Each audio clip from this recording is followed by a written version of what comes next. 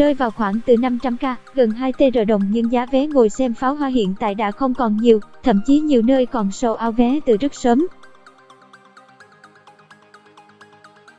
Chỉ còn khoảng hơn một tuần nữa là chúng ta sẽ bước sang cái Tết Kỷ Hợi 2019, và như thông lệ hàng năm, đây chính là thời điểm mà người nhà bắt đầu tìm địa điểm để ngồi xem pháo hoa trong đêm giao thừa.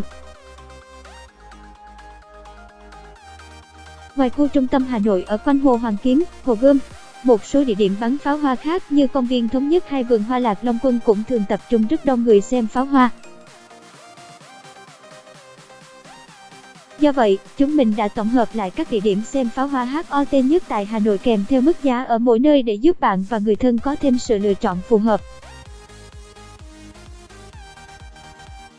Cùng tham khảo một số địa điểm sau đây tại Hà Nội ngay nhé. Cà phê Club, quận Hoàn Kiếm, nhờ nằm ở tầng 4 và tầng 5 tòa nhà đối diện hàm cá mập, lại đi theo lối thiết kế Pháp cổ nên Cà phê Club luôn được xem là một trong những địa điểm lý tưởng để ngồi xem pháo hoa tại Hà Nội.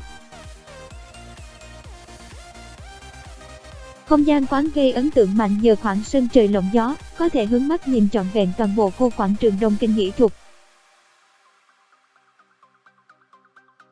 Đôi khi đặt chỗ ở đây còn có thể thưởng thức âm nhạc trực tiếp từ sự kiện cao đao bên dưới. Nguồn ảnh: Photo Hoàng 611, Chip, Hi, Phantom, AC Mando, M2. Ở Cà phê Club có phục vụ cả đồ ăn lẫn đồ uống nên bạn hoàn toàn có thể ăn tối tại đây và chờ đón thời khắc giao thừa ý nghĩa. Địa chỉ: tầng 4 và 5, số 3B Lê Thái Tổ. Thông tin đặt chỗ: giá vé ở Cà phê Club dao động giữa 3 mức là 298k, 498k, 598k. Giá này đã bao gồm một đồ uống và một đồ ăn nhẹ, hoa quả. Trong đó, khu ngoài trời và những bàn trong nhà có view hướng ra hồ đều xếp ở mức giá cao nhất là 598k. Avalon Red Tao Rừng Cà phê, quận Hoàn Kiếm, đối diện Cà phê Club chính là tòa nhà hàm cá mập, nơi hội tụ rất nhiều quán ăn và quán cà phê khét tiếng. Trong đó, nhất định sẽ không thể không kể đến Avalon Red Tao Rừng Cà phê, một trong những địa điểm xem pháo hoa vô cùng trai mặt ở Hà Nội.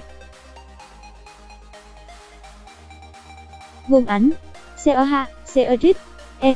Những năm trước, không gian ngoài trời của Avalon thường hết chỗ rất sớm, do view ở quán hướng thẳng ra Hồ Gươm và quảng trường Đông Kinh Nghĩa Thục. Vì vậy, nếu bạn có ý định xem pháo hoa tại Avalon thì nên chủ động tới trực tiếp để tìm cho mình một chỗ ngồi ưng ý. Nguồn ảnh: Forever, Koya 133, Arianet, Color Shop Vietnam. Địa chỉ: 73 Cầu Gỗ, hàm cá mập. Thông tin đặt chỗ: người lớn, giá đã bao gồm một đĩa đồ nguội tổng hợp 2 đồ uống. Bàn ngoài trời, 1 TR 180k người. Bàn trong nhà, 890k người. Trẻ em, dưới 1 m².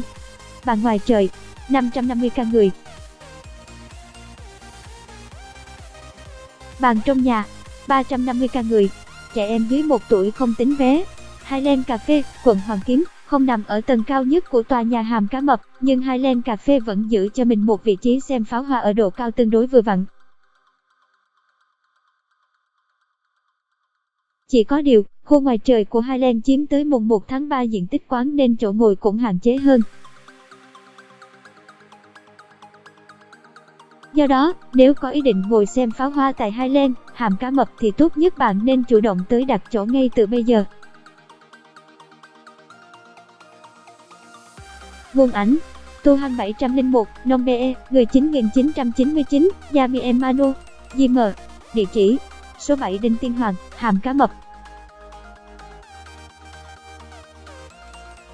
Thông tin đặt chỗ: chưa công bố cổng cà phê, quận Hoàn Kiếm. Cổng ở Cầu Gỗ nằm ngay giữa Cà phê Club và Avalon Red Tao Rừng Cà phê nên cũng trở thành một trong những địa điểm xem pháo hoa cực hot tại Hà Nội. Đặc biệt hơn, vị trí của cổng lại hướng thẳng ra phía đài phun nước và mặt Hồ Gươm nên có thể ngắm trọn mọi hoạt động đón giao thừa tại khu trung tâm. Nguồn ảnh: Jackie Vebong, Con Cắp He, N. Cổng ở đây chia làm 3 tầng, tầng 2 là khu trong nhà và tầng 3 là khu ngồi ngoài trời. Dù vậy, bạn vẫn có thể chọn ngồi ở tầng 2 để xem pháo hoa qua cửa kính nếu tầng 3 đã hết chỗ, view cũng không khác là mấy. Điểm trừ duy nhất là cổng ở cầu gỗ có diện tích khá chật, hẹp nên nếu không đến sớm giữ chỗ thì có khi sẽ phải tìm vội một địa điểm nào đó để xem pháo hoa. Địa chỉ: 116 cầu gỗ. Thông tin đặt chỗ: ở cổng không bán vé, bạn đến sớm thì có thể chọn được chỗ ngồi đẹp. Skyline Hà Nội, quận Hoàn Kiếm, không nằm hẳn ở khu ngoài Hồ Gươm mà ẩn khuất trong con phố Gia Ngư. Tuy nhiên, Skyline Hà Nội vẫn đáp ứng đủ nhu cầu xem pháo hoa nhờ bao trọn hẳn 3 tầng trên cùng của tòa nhà này. Skyline Hà Nội còn được biết tới là một trong những quán cà phê sang chảnh bậc nhất tại Hà Nội, nhưng thu hút lượt khách đến check-in nhiều nhất phải kể đến tầng thứ 13 của quán, view ngoài trời. Nguồn ảnh: Ngo, Shopee Allen 24, chip. Phía dưới tầng 11 và 12 chỉ là những khu bàn ngồi trong nhà nhưng vẫn gây ấn tượng nhờ không gian trang trí hài hòa, bắt mắt. Chính vì lẽ đó nên giá cả ở Skyline Hà Nội cũng tương đối cao, menu đồ uống chưa thực sự đa dạng, phần lớn là cà phê. Nguồn ảnh: Ki, Milana Thai.